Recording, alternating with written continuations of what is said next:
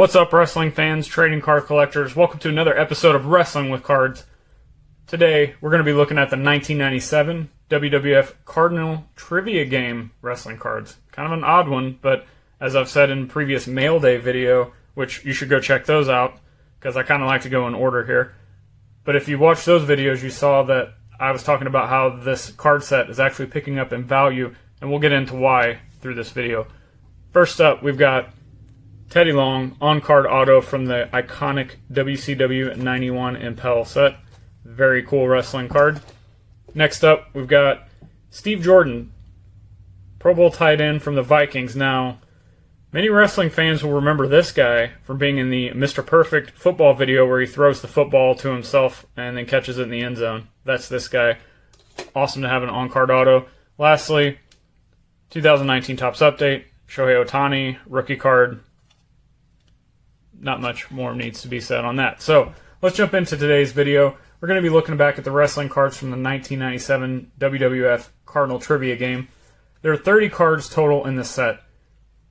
Each card is used within the trivia game to build up teams, I guess, from my research.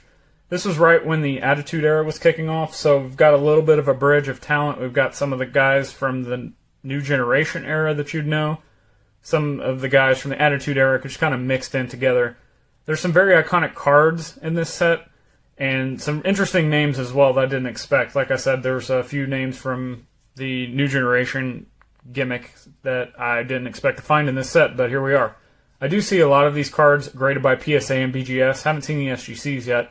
I contacted SGC about these, and they stated they could probably grade them, but they would charge an extra fee due to the size, because they are smaller than the standard card. I'm not sure if PSA or BGS do that on these specific cards. If you've had these graded or if you know that, let me know down in the comments so we can further educate people on getting these cards graded. That's just some information for you. This set has really seemed to be picking up steam and popularity and value recently. Seems like specific cards or a complete set are what people are going for. Even though this isn't a traditional trading card set, I think the value is still going to be there and will probably continue to rise, mainly due to the scarcity of it, because most people aren't looking for trading cards within a trivia board game set from 97, but also the very key iconic rookie cards within this set. So let's get started with this series. The card order is based off a checklist I found on Beckett's website. There aren't technically any numbers on the back of the cards other than the numbers related for the trivia game, which I'll show you. So I'll just go with what Beckett says, I guess. First off, one of the most iconic cards, not just in wrestling in this set, but maybe ever. Characters, I should say, but this card is really picking up in value. Stone Cold Steve Austin. There's those numbers that I was telling you about that had to do with the trivia version of the game. Now, again, I've said in past videos, which you can go back and look at my Mail Day videos, this is one of his first cards as Stone Cold Steve Austin. He has some magazine cards from 97, but this one seems to stand out. This is one of the cards that people really clamor for in this set, and for good reason. He's one of the most popular, biggest drawing stars in wrestling history, and the fact that I've been finding this card consistently for under $10 is nuts.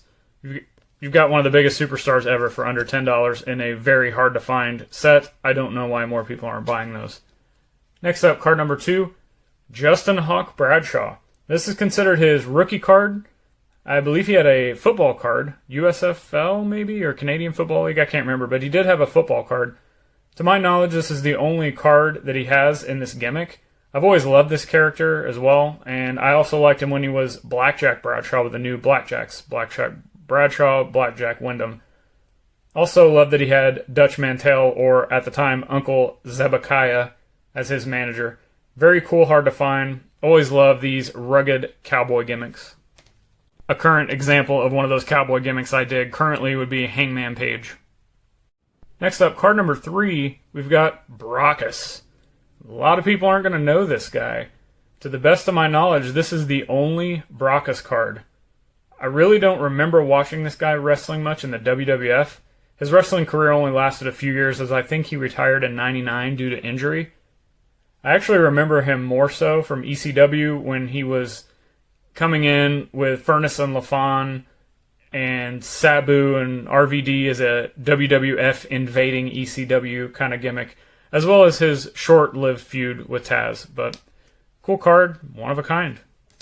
Next card on the list, number 4, British Bulldog. There's not really much to say about this card. We've seen plenty of British Bulldog cards over the years. So other than this being just kind of a scarce, hard-to-find card, there's really not much to say about this one. Next up, we've got card number 5, possibly the only card with this gimmick, and that's Crush. This is the fresh out of jail convict with the head tattoo and nose piercing Crush with the braids. Pretty interesting look, as only a few years prior he had the bleach blonde mullet and was a babyface. He has a 97-98 magazine card, but I believe those are all of his DOA biker gimmick, and this was actually before that. I love this look. I thought it was interesting when he joined the Nation of Domination, which was around this same time. So it was interesting seeing this guy amongst the rest of the Nation members, but very cool card, hard to find.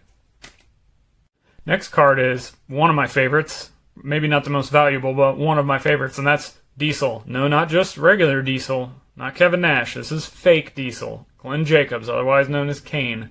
Loved this gimmick, along with Rick Bogner being the fake Razor Ramon after the original two, Scott Hall, Kevin Nash, went to WCW and formed the NWO as the Outsiders. Only known card of this gimmick. Very awesome. I did some research to try to see if I could find any of his other cards. Obviously, there's some Isaac Yankem cards before this, but of this fake Diesel character, it's the only one I could find of him. Card number 7. Well, I like the guy and the character. Can't say much about this card, and that's Farouk. Farouk, Ron Simmons, APA, all of those good gimmicks. This is Nation of Domination when he was the leader. Thought it was a really good heel. Worked out pretty well. There's just really not much to say about this card specifically, though. Again, had some magazine cards in 97. Cool character and gimmick, though. Card number 8. Flash Funk, otherwise known as Too Cold Scorpio. This is either one. This is rookie card, because he didn't have any Too Cold Scorpio cards in WCW that I could find. I also looked for some Japanese stuff, couldn't find anything there. I've always loved Too Cold Scorpio, no matter what the gimmick was, whether it was Flash Funk, Scorpio, Too Cold Scorpio, whatever he was going for, changing his look all the time. And I always thought he could do some really cool stuff for as big of a guy as he is with all his high-flying acrobatics, so very cool card. Next up, again, not that much of an impressive card, but we've got Doug Furnas, Furnas and Lafon tag team, very famous in Japan.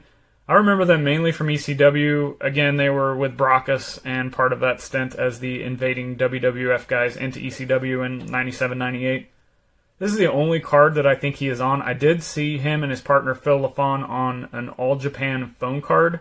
So if you want to count that as a trading card, which why not, might as well do it. He has that one, but this is the only WWF card that I know that he is on.